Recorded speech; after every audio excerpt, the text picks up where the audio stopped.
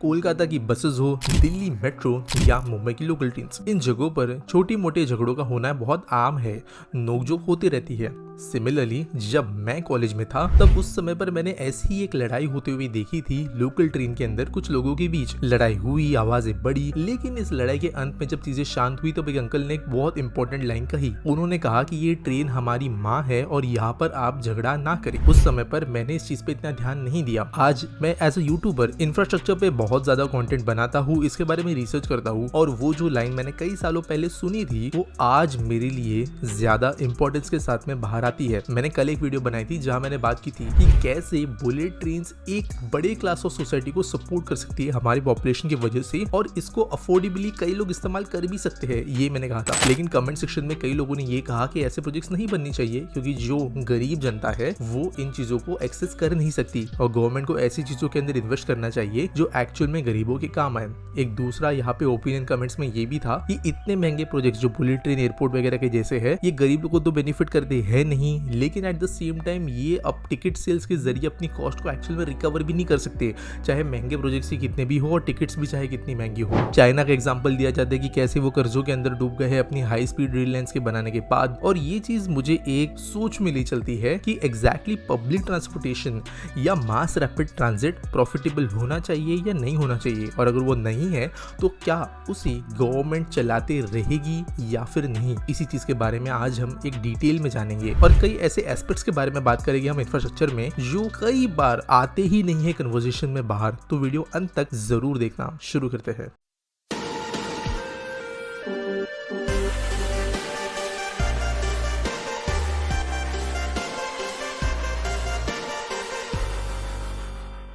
अब देखो, कई बार जो गवर्नमेंटल प्रोजेक्ट्स है इनको सीधा सीधा प्रॉफिट एंड लॉस, ये डायरेक्टली जो जनरेशन होगा रेवेन्यू का उसके हिसाब से देखा जाता है।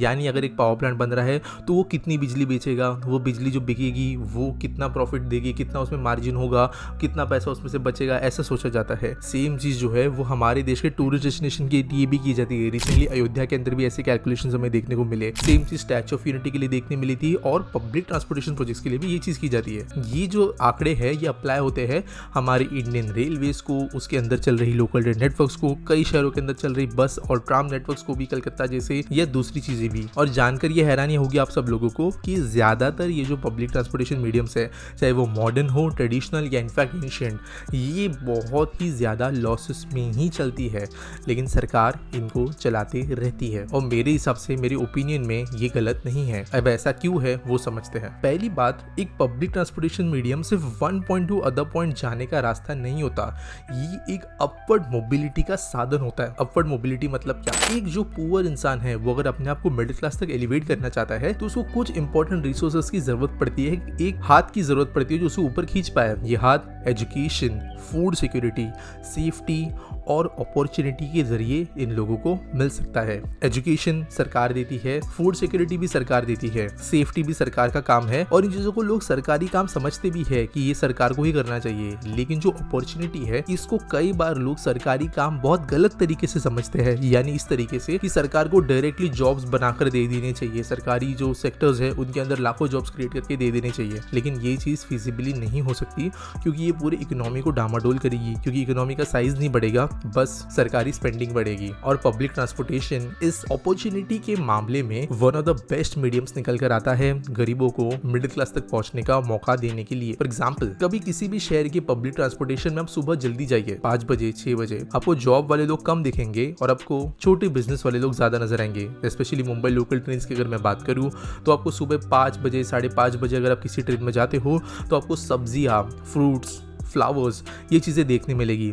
बाय 6-6:30 आपको फिशेस बहुत बड़ी संख्या में नजर आएंगी ट्रेन में ट्रांसपोर्ट होते हुए, और ये मुंबई के पूरे एडजॉइनिंग डिस्ट्रिक्ट्स को चीजें सप्लाई करते हैं। इनफैक्ट कोविड काल के दौरान जब ट्रेन बंद थी तो कई सारे प्रोडक्ट्स जो लोकल ट्रेन के भरोसे आते जाते थे उन पर इसका मेजर इफेक्ट देखने मिला था, क्योंकि कुछ चीजें रोड ट्रांसपोर्टेशन के जरिए प्रॉफिटेबली आ ही नहीं सकती थी। कई लोग अपने जॉब्स बस इसलिए नहीं कर पाते क्योंकि किसी दिन ट्रेन के अंदर कोई दिक्कत होती है। इनफैक्ट अगर ट्रेन कुछ दिनों के लिए बंद हो जाए तो मार्केट्स के अंदर शॉर्टेजेस आना शुरू हो जाती है, जो हजारों लाखों लोग डिपेंड करते हैं ये लोकल ट्रेन के जरिए अपने बिजनेस चला रहे हैं। सेकेंड अपॉर्चुनिटी जो आती है वो है reaching towards the place that can provide opportunity. मतलब क्या, कोई लड़का अगर रहता है किसी ऐसे विलेज के अंदर जो किसी मेन सिटी से तकरीबन 50 किलोमीटर दूर है और उसको जॉब तो मिलती है लेकिन जाने के लिए कोई माध्यम नहीं है मेन सिटी में, उसके पास उतना पैसा नहीं होगा कि वो अपने गाड़ी के जरिए जा पाएगा और इसलिए वो अपॉर्चुनिटी उसको अपने हाथों से खोनी पड़ेगी। लेकिन वहीं पर अगर एक अफोर्डेबल पब्लिक ट्रांसपोर्ट मीडियम होगा तो वो अपना जॉब कर सकता है, अपने आप पैसे कमा सकता है, अपने फैमिली के अंदर वो पैसे जो है यूज कर सकता है और अपने आप को केपेबल बना सकता है फाइनेंशियली। बिना पब्लिक ट्रांसपोर्टेशन के वो हो नहीं सकता। लेकिन फिर सवाल ये उठता है कि अगर ऐसे अपॉर्चुनिटीज पब्लिक ट्रांसपोर्टेशन के जरिए आते हैं तो गवर्नमेंट को एक्चुअली बेनिफिट किस तरीके से होता है। देखो, गवर्नमेंट जो है अगर एक पूरे के पूरे एक स्टेट को या पूरे कंट्री को एज अ सिंगल मशीनरी देखे तो यहाँ पर नेट प्रॉफिट नेट लॉस के हिसाब से हम बात कर सकते हैं। इसका मतलब क्या, अब कोई पब्लिक ट्रांसपोर्टेशन की लाइन बनती है, मान ले मेट्रो, तो हम सब जानते हैं उसके अगल बगल में घरों की कीमतें बढ़ती है, उसके अलावा घरों के अंदर कंस्ट्रक्शन में वृद्धि आती है, कई इंडस्ट्री सेटअप होती है क्योंकि वहां पर अब एम्प्लॉइज को आना इजी हो गया है, वहां पर कई लोग जो है अपने छोटे मोटे बिजनेस भी डालते हैं क्योंकि वहां पे लोग आना शुरू हो गए हैं और ये चीजें सेल्फ एम्प्लॉयमेंट और एम्प्लॉयबल बिजनेस ये दोनों चीजें बनाने का काम करती है। अब गवर्नमेंट को मेट्रो से चाहे लॉस क्यों ना हो रहा हो, ये जो बिजनेसेस है ये इनडायरेक्टली बड़े लेवल पे स्टेट को कंट्रीब्यूट करेगी, ये टैक्सेस देगी। जब कोई भी सामान बिकेगा, तब जब कोई घर बिकेगा तो उसके ऊपर हेवी स्टैम्प ड्यूटी, डीएसटी, इन जैसी चीजें लगेगी। इसके अलावा जब लोग यहाँ पर ट्रैवल करेंगे तो एक चॉकलेट से लेकर एक घर सब कुछ जब खरीदते हैं तो जो इनडायरेक्ट टैक्सेस है वो भी गवर्नमेंट को बेनिफिट देते हैं। ओवरऑल मार्केट की वैल्यू ऊपर जाती है और लोग पैसे यहाँ पर कमा पाते हैं अपॉर्चुनिटीज की वजह से। जब वो लोग पैसा कमाते हैं तब वो लोग फिर से जब कोई चीज खरीदते हैं, चाहे वो यहाँ पर हो या किसी और लोकेशन पर, वो घूम फिर के जो स्टेट या सेंटर है उसी के मनी बास्केट के अंदर बेनिफिट ले आता है। तो मेट्रो चाहे मुंबई के अंदर किसी एक एम्प्लॉय को बेनिफिट क्यों ना कर रही हो, उस मेट्रो के वजह से आए हुए अपॉर्चुनिटीज का जो पैसा है वो यूपी के अंदर उस पर्सन के बैठे हुए फैमिली को जो चीजें खरीदने का मौका देती है उसके जरिए ओवरऑल पैसे जो है वो जनरेट करने में और फ्लो करने में मदद कराती है। आई होप कि एग्जांपल आप समझ पा रहे होंगे कि गवर्नमेंट को ये चीजें डायरेक्टली तो बेनिफिट नहीं कर रही है लेकिन इनडायरेक्टली कहीं ना कहीं पे इसका बेनिफिट आ रहा है और घूम फिर के जो हमारा ओवरऑल टैक्स स्पॉट होता है उसके अंदर ये जमा होता है और ओवरऑल जो इनकम पॉट है वो जनरेट होता है। आप मान के चलिए कि जब तक इकोनॉमी ग्रो हो रही है तब तक जो नेट हमारा लॉस या प्रॉफिट है वो अच्छे लेवल पे ही चल रहा है। हाँ, सेक्शनल जगहों पे हमें दिक्कतें आती हुई नजर आएगी और उसको गवर्नमेंट सब्सिडीज वगैरह के जरिए मैनेज करती है क्योंकि कहीं और से वो अब अच्छे से कमा रही है। और ये